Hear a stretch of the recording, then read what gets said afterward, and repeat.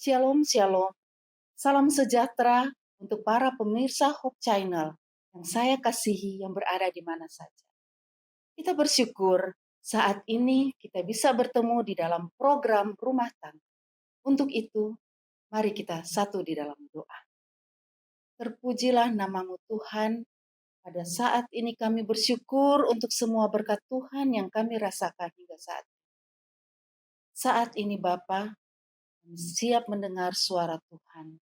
Biarlah Engkau kosongkan hati dan pikiran kami, agar supaya kami ketika mendengarkan akan firman-Mu, bisa menjadi kekuatan baru akan kehidupan rohani kami, untuk kami selalu bisa senantiasa berharap, dan sepenuhnya kami tetap setia di dalam Tuhan, khususnya untuk keluarga kami masing-masing.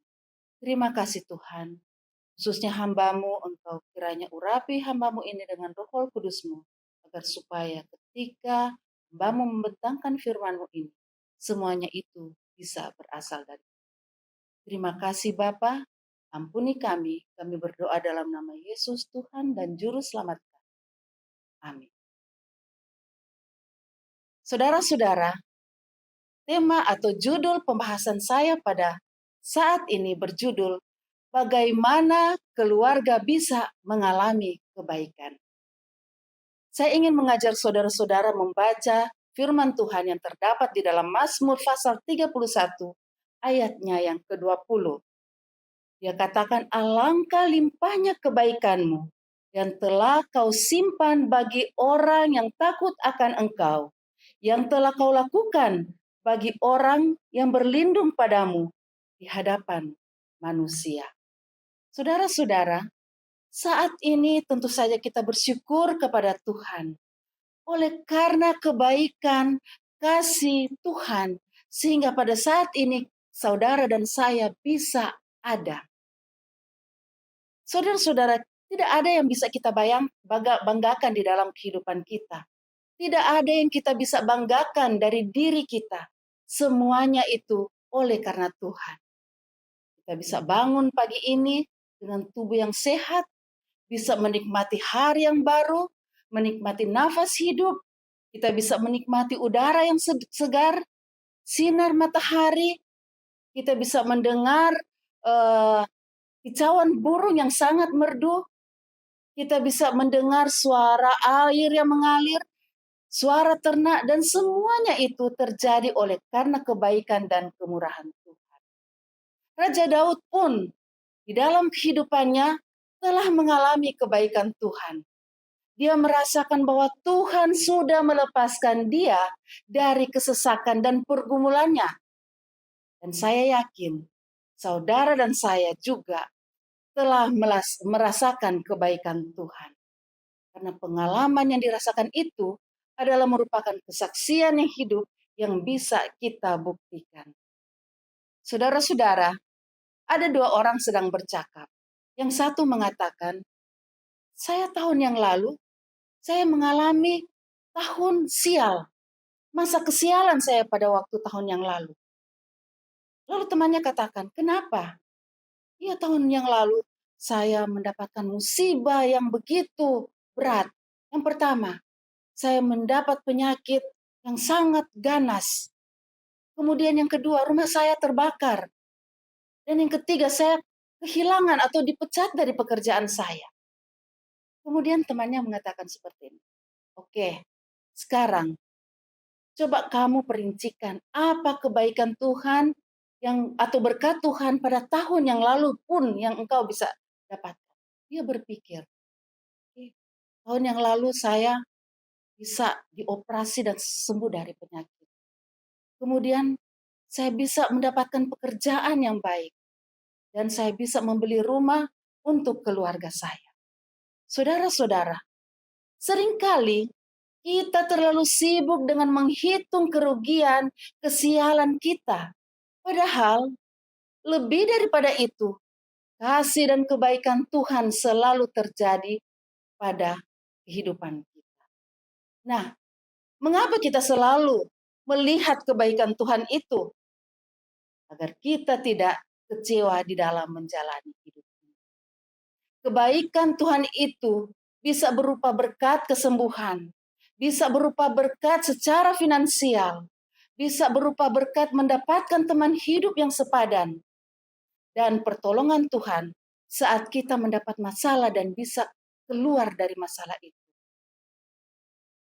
Saya ingin sedikit menceritakan tentang pengalaman keluarga kami. Pada waktu kami sedang bertugas di satu wilayah, beberapa tahun yang lalu, kebetulan waktu itu wilayah kami jaraknya kira-kira 150 kilometer jarak pelayanan kami. Dan kami baru memiliki satu orang anak, bayi perempuan yang umurnya kira-kira 1 tahun 3 bulan. Dan waktu itu, komunikasi waktu itu belum ada telepon seluler. Kami bisa mengirimkan berita di tempat yang lain hanya lewat surat yang dititipkan di mobil angkutan umum. Pada satu kali, suami saya akan pergi melayani atau mengadakan kebaktian kebangunan rohani di satu wilayah tempat pelayanan kami. Hari Minggu dia harus berangkat, hari Minggu pagi. Jadi dia berangkat, jaraknya dia harus tempuh perjalanan 3 jam sampai di tempat itu. Dan tinggallah saya di rumah bersama dengan bayi saya yang umur 1 tahun 3 bulan. Kemudian setelah subuh, malam menjelang subuh, tiba-tiba bayi saya itu kena diare. Diare yang berkali-kali disertai dengan muntah. Waktu itu saya jadi bingung, saya jadi panik. Saya hanya memberi dia ASI dan memberi dia apa yang saya tahu. Saya menggosoknya dengan minyak, telon, dan lain sebagainya. Tetapi diarenya itu tidak kunjung berhenti. Keesokan harinya saya putuskan untuk pergi ke kota membawa dia berobat. Sampai di kota sore harinya, saya membawa dia ke dokter ahli anak. Dokter memberikan dia obat, kemudian saya memberi dia minum obat. Tetapi diarinya dan muntahnya tidak kunjung berhenti. Saya jadi panik, saudara. Saya berpikir, kenapa ini anak? Apa yang harus saya lakukan? Saya bertanya, Tuhan, tolong tunjukkan kepada saya apa yang harus saya lakukan untuk anak saya ini. Saya tidak ingin anak saya ini terjadi sesuatu. Karena saat itu ayahnya tidak bersama-sama dengan kami. Saya sengaja tidak memberitahukan kepada ayahnya lewat surat karena saya tahu ayahnya saat ini sedang membuat kegiatan pelayanan kebaktian kebangunan rohani. Waktu itu saya berdoa, Tuhan tolong saya, sembuhkan anak saya. Tapi diarenya dan muntahnya tidak kunjung berhenti. Keesokan harinya, saya membawanya lagi ke dokter yang lain. Dokter memberi dia obat. Sampai di rumah setelah dia minum obat, tidak lagi berhenti diarenya. Sementara kondisi dari bayi saya itu sudah semakin lemas, pucat, dia tidak suka lagi mau makan, saya hanya memberi dia ASI. Saya percaya waktu itu pasti Tuhan akan menolong saya. Dan tiba-tiba seorang ibu datang kepada saya. Dia katakan, coba dibawa ke bidan yang berpengalaman yang berada di samping rumahnya. Siapa tahu bidan itu cocok untuk bayi ini waktu dia memberikan obat. Kemudian saya membawa ke bidan itu. Sampai di bidan, bidan membuat obat yang dia racik sendiri, kemudian dia meminumkan kepada bayi saya. Memang agak kesulitan karena bayi saya dalam kondisi lemah sekali. Setelah minum obat, saya membawanya pulang. Bidan memberikan obat untuk diminum di rumah. Sementara dalam perjalanan, bayi saya sudah tertidur lelap. Sampai di rumah kira-kira 2 jam kemudian, saudara-saudara, ini yang luar biasanya Tuhan. Ketika 2 jam kemudian, anak saya langsung terbangun dan dia katakan, Mama, Mam, dia minta makan saudara. Luar biasanya Tuhan. Puji Tuhan, saudara-saudara, saya percaya ini semua oleh karena kebaikan Tuhan. Saya tidak bisa bayangkan seandainya ada sesuatu yang terjadi pada anak saya. Sementara ayahnya tidak bersama-sama dengan kami. Saya tahu saudara-saudara ini merupakan kebaikan Tuhan, kasih sayang Tuhan yang berlaku dalam kehidupan rumah tangga kami.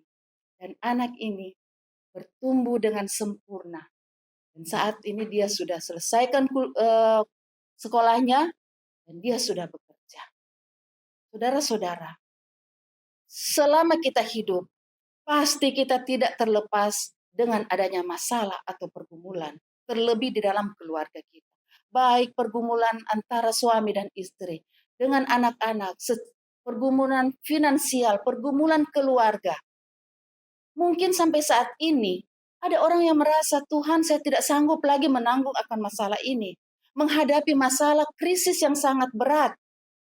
Namun kita harus ingat bahwa apapun pergumulan kita, Tuhan selalu mengasihi kita dan turut bekerja untuk mendatangkan kebaikan bagi saudara dan saya, bagi keluarga kita. Seperti ayat tema mengatakan tadi, di dalam Mazmur 31 ayat 20, alangkah limpahnya kebaikanmu yang telah kau simpan bagi orang yang takut akan engkau, yang telah engkau lakukan bagi orang yang berlindung padamu di hadapan manusia. Kebaikan Tuhan tersedia bagi kita di saat kita percaya dan mengandalkan Dia. Ketika kita mengandalkan Tuhan, akan terjadi mukjizat dan sukacita yang sangat luar biasa. Ada berapa kisah yang dituliskan di dalam Alkitab. Seperti kisah Lea. Lea tidak dicintai, tetapi Allah mempedulikan dia dan mengasihinya. Rahab tidak layak, tetapi Allah membuatnya menjadi layak. Seorang janda di Sarfat, dia hanya memiliki sedikit makanan untuk terakhir hari itu. Tetapi Allah memberkatinya dan mencukupkan makanannya sampai akhir. Saudara-saudara, ketika kita mendapat masalah, kita datang kepada Tuhan, maka segala sesuatu akan indah pada waktunya. Kesedihan berubah menjadi sukacita, tragedi berubah menjadi berkat, keputusasaan menjadi harapan. Tuhan juga sedang merangkai kisah kehidupan kita, kisah kehidupan saudara dan saya, sebagaimana dia merangkai kisah kehidupan Lea, janda di Sarfat dan Rahab. Allah juga saat ini sedang merangkai kisah kehidupan saudara dan saya.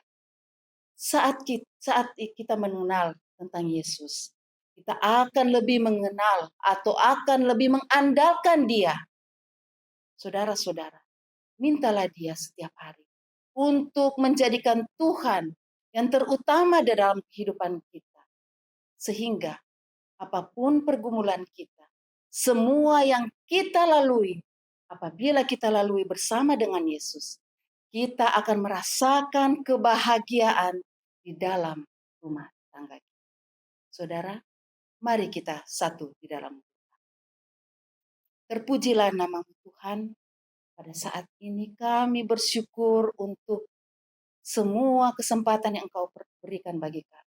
Kami bersyukur karena kami memiliki Allah yang hebat, Allah yang dahsyat, Allah yang sungguh amat baik di dalam kehidupan. Kami telah merenungkan akan pelajaran firman. Itulah sebabnya Tuhan, kami ingin mengajak Engkau untuk berada di dalam kehidupan rumah tangga kami. Sehingga kami yakin ketika kami memiliki problema, kami memiliki masalah-masalah di dalam kehidupan rumah tangga kami, kami akan setia, Engkau akan bersama-sama dengan kami dan meluputkan, keluarkan kami dari semua masalah-masalah.